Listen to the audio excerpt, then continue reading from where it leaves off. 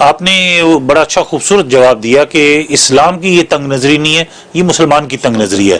کچھ وہ بھی تو واقعہ بتائیے جو رسول اللہ صلی اللہ علیہ وسلم کے پاس وہ کرسچن ایک ڈیلیگیشن آیا تھا تو انہوں نے اجازت فرمائی تھی غالباً ان کو مسجد نبوی میں غالباً عبادت کرنے کی، جی قیام کرنے کی، جی قیام کرنے کی. بقیہ ویڈیو دیکھنے سے پہلے ویڈیو کو لائک کریں، رحم ٹی وی چینل کو سبسکرائب کریں اور بیل آئیکن پر کلک کریں. شکریہ. صحیح ہے، وہ میرے ذہن میں تھا کہ میں نے کہا بھی یہاں کی ضرورت نہیں. وہ صحیح ہے کہ جب ڈیلیگیشن آیا وہ رہبائیوں کا، پادریوں کا، اور آپ کے ساتھ ان کا مناظرہ ہوا، آپ سے گفتگو ہوئی، اور آپ صلی اللہ علیہ وسلم نے ان کو بتایا کہ عیسیٰ علیہ السلام اللہ کے بیٹے نہیں ہیں یا وہ خدائی میں شریک نہیں ہیں، بلکہ وہ اللہ کے بندے ہیں، اللہ کے رسول ہیں.